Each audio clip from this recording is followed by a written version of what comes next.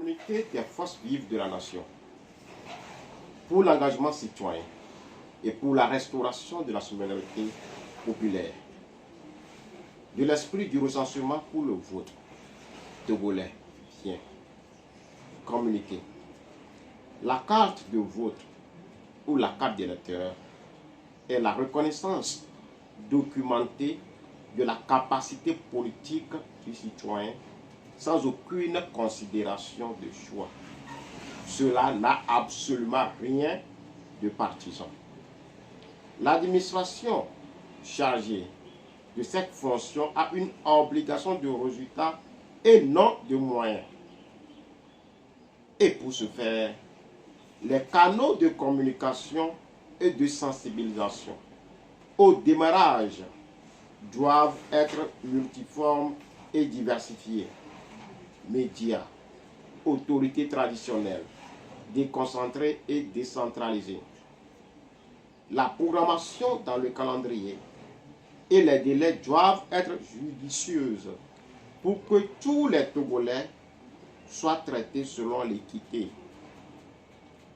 Les moyens suffisants et efficaces doivent être dégagés. Sur toutes ces considérations techniques, l'État a gravement failli parce que, dans une logique politicienne, à l'avantage du parti État ambitieux qu'est aujourd'hui l'UNIR ou le RPT UNIR, Fambaran Natchaba disait, nous allons tous prendre. Les forces vives au nom desquelles nous prenons la parole aujourd'hui disent non pour un nouvel ordre national. Non. Pour la zone 1, le nom dit 7 jours de prolongation plutôt que 2 jours. Les 2 jours sont très insuffisants. Le peuple n'acceptera plus jamais la dictature de la minorité, de fonctionnaires incompétents et arrogants. Le Nord demande au peuple togolais de se tenir prêt pour exiger et obtenir pour chaque citoyen d'avoir une carte de vote pour ceux qui ont l'âge requis et la ferme volonté de l'obtenir. C'est une injustice inacceptable d'être privé de sa carte de vote à cause d'un calendrier illogique. Commencer par les zones les plus peuplées et terminer par les zones les moins peuplées.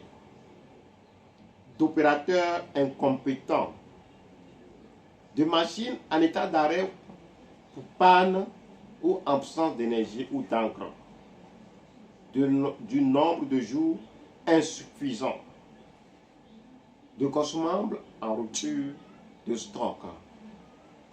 Bref, pour des problèmes d'amateurisme et de légèreté de la CENI, alors que son personnel ne fait pas une faveur au peuple, mais a l'obligation de le servir avec zèle et conscience parce qu'il est payé par l'argent du contribuable togolais.